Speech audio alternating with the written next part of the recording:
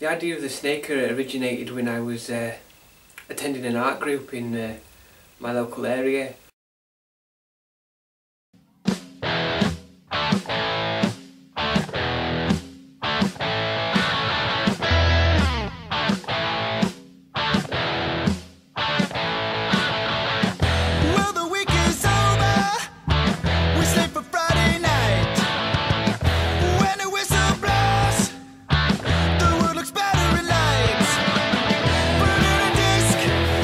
We were given a project to do which was based on different reptiles, and I happened to pick snakes.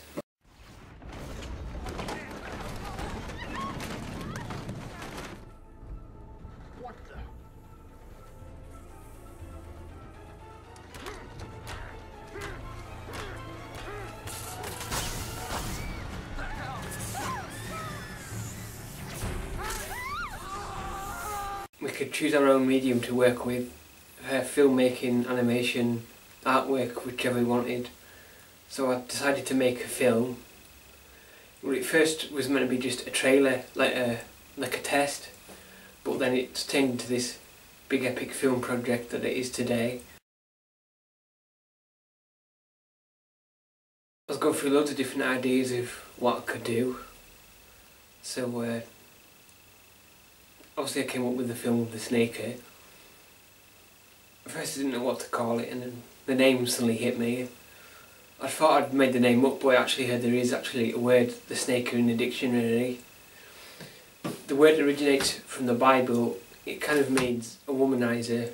Because Eve is seduced by a serpent or a snake, so the name snaker is given to men that seduce women.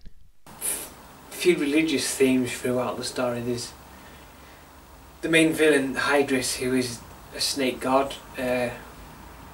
He's worshipped by ancient natives, like, you know, thousands of years BC, and you know, some people believe he's the devil because he's a completely evil character. You couldn't get any more evil than him. So you know, people believe he's the serpent that seduced Adam and Eve in the Garden of Eden. And there's the snaker's name, which originates from the same part of the Bible. And the name Snaker is the nickname of the main hero in the film. This is given by his enemies because he searches the world for snake artifacts. But he also has snake powers, which I'll get back to later. And as I mentioned before, the word snaker means womanizer, so the character is sort of a ladies' man, but he's also extremely shy. Like me, the character has an extreme anxiety problem, especially when trying to talk to girls. But he can get the girls because he's a very macho hero, and you know, can take out all the bad guys and rescues the damsels. As you can tell, the character does have many aspects that I have, because I've got a major shyness problem, and I was a complete weakling at school. I was picked on, you know, something rotten, and so I took up Taekwondo to toughen up, and you know, I felt like it has worked.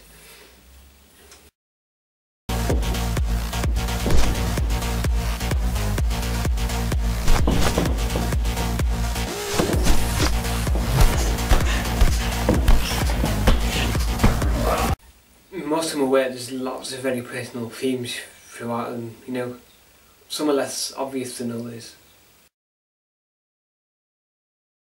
You know, I could never get the girls or anything like that. You know, being ginger and things, you know, you're not the most popular person at school. So the character is also bullied at school. But you don't really go much into that in the storyline. To me, I thought this makes the hero different because action heroes like James Bond are usually very arrogant and cocky, whereas the snaker is he's a very shy person and isn't big-headed at all. But when you see him fighting, you wonder why he isn't cocky or arrogant. Just take this off. Excuse me. People say it's very vain of me and cocky for me to make myself the main character and, you know, the action hero, but due to my, you know, my bad experiences at school, you know, this is my big chance to be the hero that I'm, you know, could never be.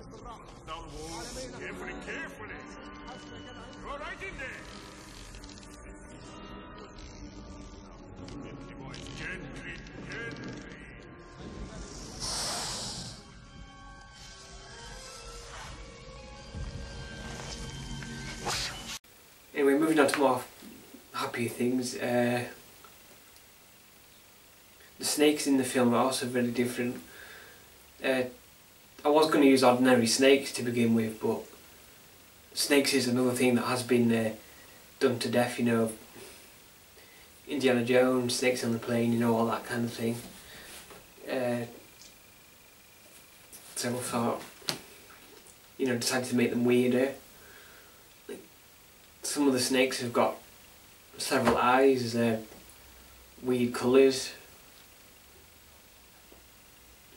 The names are different. This is set in the future, you know, these could be like the evolved snakes that they've changed into. And when you look at them, you can also see the 90s cartoon atmosphere I mentioned earlier. Fearing Cobra Commander no longer has the ability to lead, Destro and Dr. Mindbender comb the tombs of the most evil leaders in history, and from their genetic tissues produce a composite clone with the military genius of Napoleon, the ruthlessness of Julius Caesar, the daring of Hannibal, and the cunning of Attila the Hun. Behold the ultimate Cobra Emperor, Serpentor. Serpentor, the most evil foe of G.I. Joe. The weird snakes adds to the entire surreal feel that I wanted the film to have. There's a couple of weird dream sequences in the film, and most of the villains are pretty weird, unusual characters. You know, you've never seen anything like the enemies that you see in this film. There's also a Hydra in it, but I've also put a new spin on that creature as well, but I'll keep that a secret for now.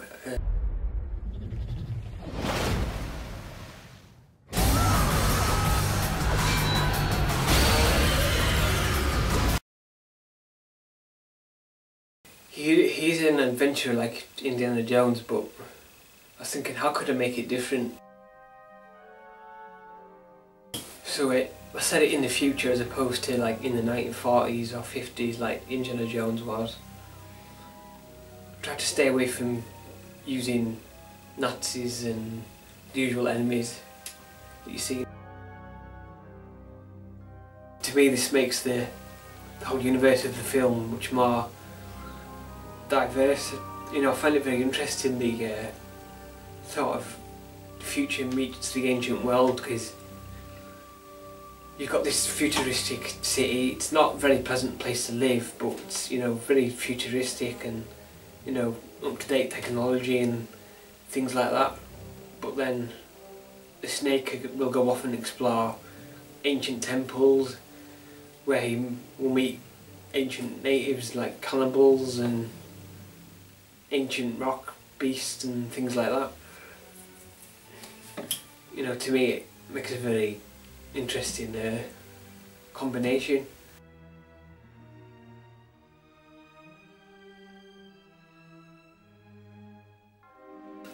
But I am a huge fan of the Indiana Jones franchise, and it has inspired me during the work on this project.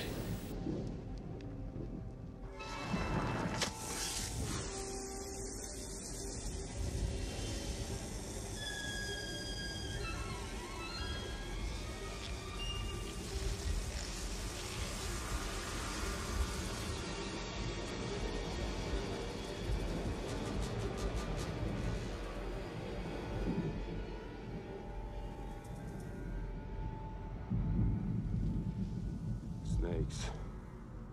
Why did it have to be snakes? Another thing that inspired me was 80s retro, so I've tried to put this spin on everything. So I imagined what a 80s jungle native would look like and things like that. And obviously there's a great 80s soundtrack throughout the film.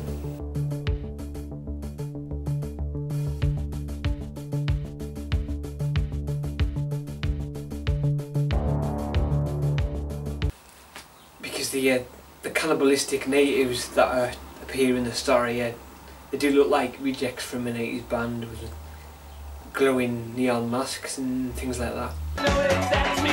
You look like you're having fun. Open up your loving arms. Watch out, here I come. You spin me right round, baby, right round, like a record, baby, right round, round, round.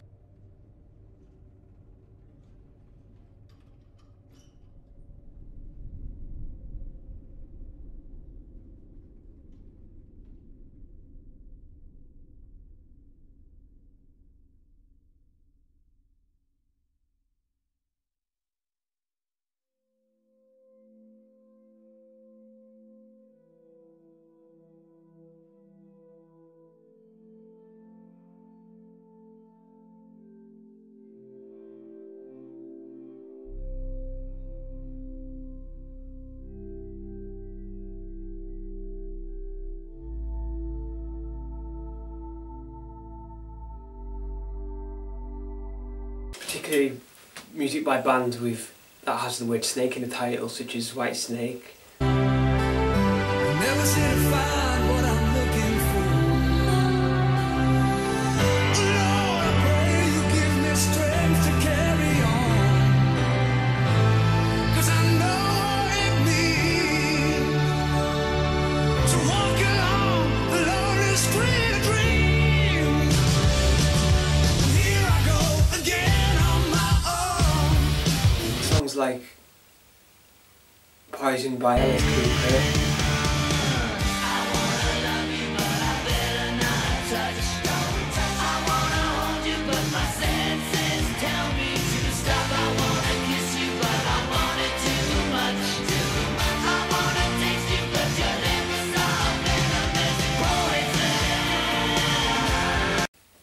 There was also a very 90s cartoon atmosphere about it.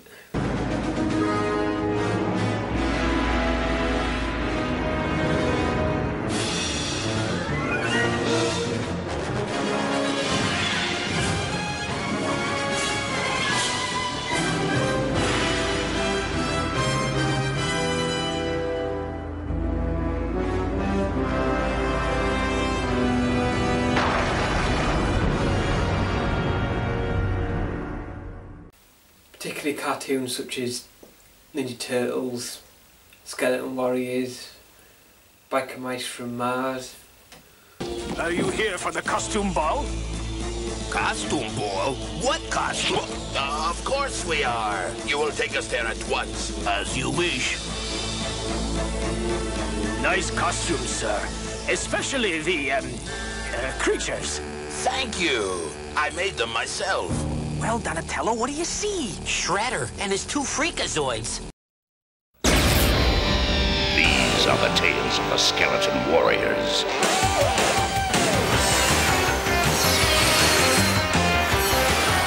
Skeleton Warriors! You're on any quest, the list goes on and on and on.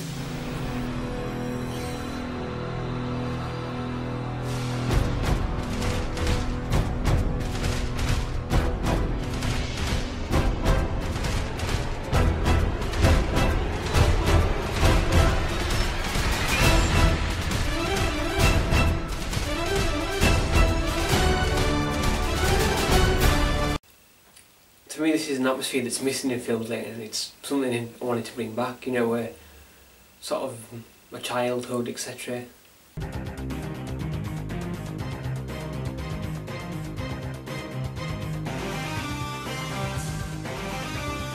As I mentioned before, ways of making it different than the usual adventure films. There's Indiana Jones, National Treasure, things like that, and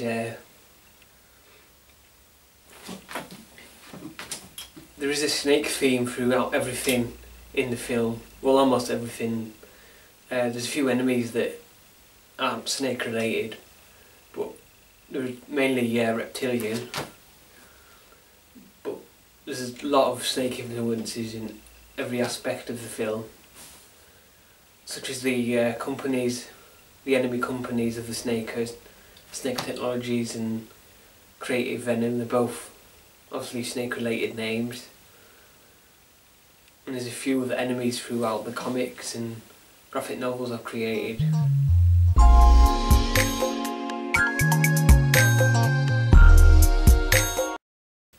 But one of the main ways I did make it different was I decided to give a snake or Tim, which is his real name, which is also my name. So I've sort of based him on me, and shyness problems, etc. But the main difference is that he has snake powers. He doesn't shed skin or spit acid venom, but he has strength like boa constrictors or anacondas. He has snake-like vision, which allows him to hunt his enemies more efficiently and search for artifacts.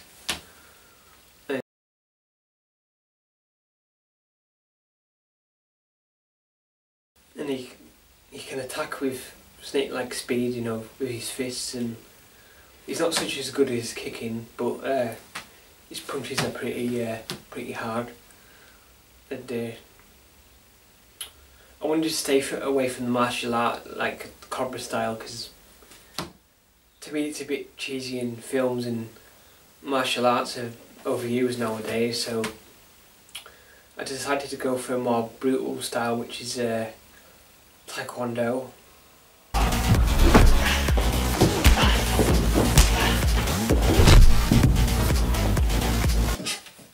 He can also use guns pretty well as well, but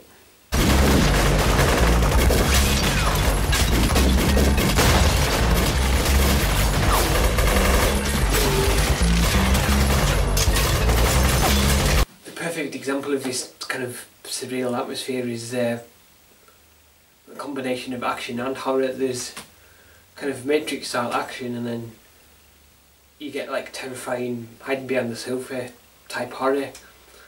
And one such instance is when Snaker encounters a character known as the Snakemancer. There's a very dark story behind the origins of this character, but you never fully find out what this is. But they're a really dark, sinister creature or person.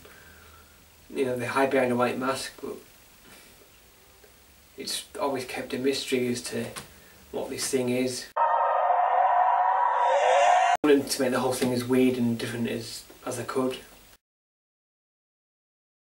which leads to this film being much more adult than Indiana Jones and National Treasure and films like that. Because there's quite an extreme level of violence in the story. The fight scenes are pretty full on. But I wanted the violence not to be brainless. I wanted it to be artistic, you know, such as the kind of violence you see in Sin City and 300 and different films like that, or comics.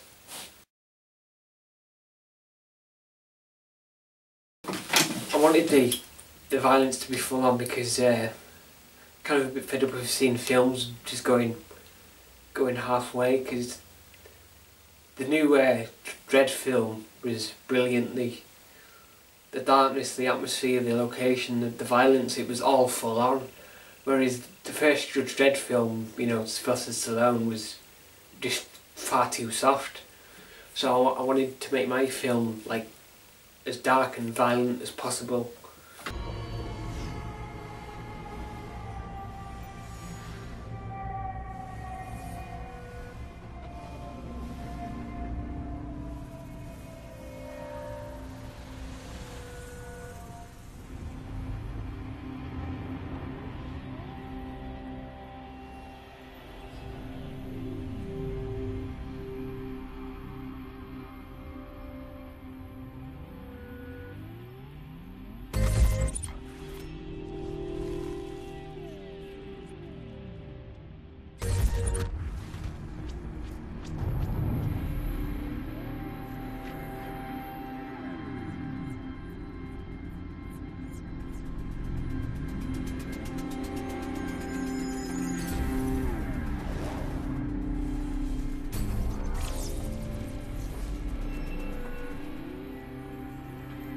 There's also a couple of drug references and, you know, CD backstreets, film noir, very, you know, Sin City style.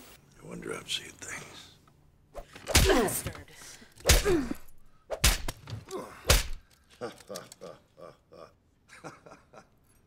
Crazy. Hit him again, Wendy.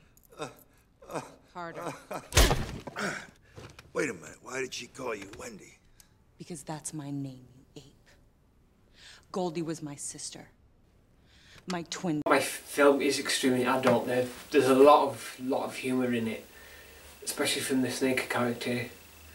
To me, this brings the fun aspect out. After all, it's, you know, it's supposed to be an adventure story, so you can't have an adventure story without a bit of humour in it.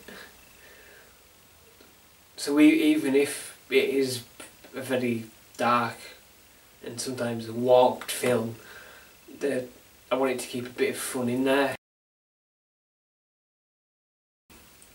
And continuing the fun aspects,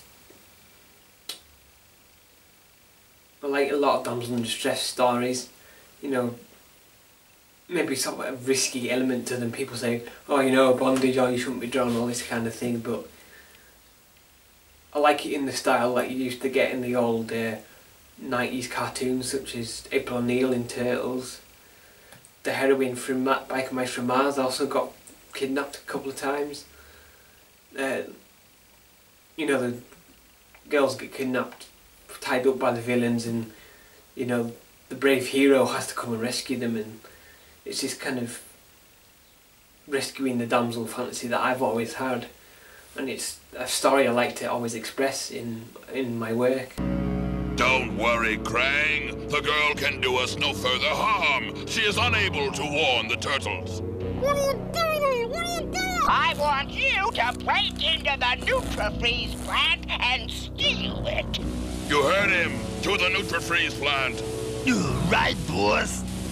Rachel's the main female character in the story, but she does get kidnapped and captured by the villains a lot. Well, the Snake kidnaps her first to begin with, but he's trying to win her trust, but it's not a very good way of doing it, but she won't listen to him, so he has no choice but to, like, tie up and gag her. But despite being the kidnapped damsel, she isn't weak. She's very tough, and she's capable of defending herself, and she's not scared of much. Well, she might have a fear of something, which is the carrying on the aspect of the characters having a fear or something. But, you know, despite being captured a lot, she's like no weak damsel. At its heart, the Snake is very deadly serious, despite the humour side of things.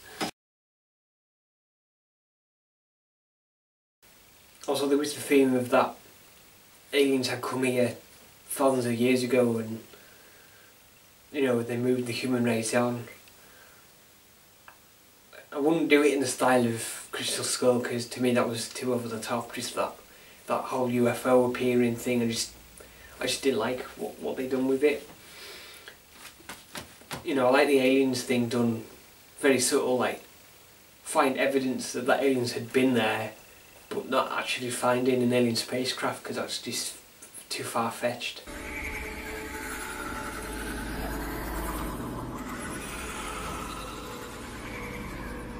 I can see. I can see. No more.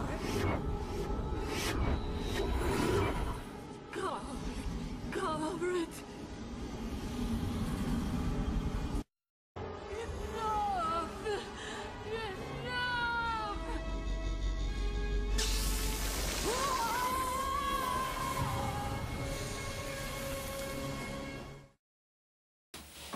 There's also a few insect-like enemies.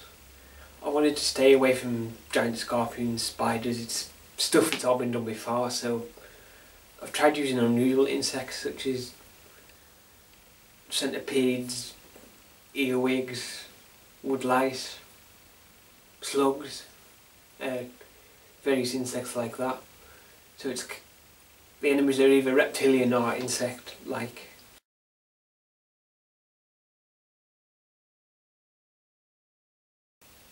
It does have weaknesses as well. One of the trends that I think is funny from Indiana Jones is the way the character has a fear of something that, you know, he's going to encounter a lot of in his line of work. Because being an archaeologist and being scared of snakes isn't ideal. And so I thought, what could this character be scared of? And myself, I'm scared of centipedes, so I decided to make him scared of centipedes, which again, obviously, he's going to encounter a lot of in his line of work.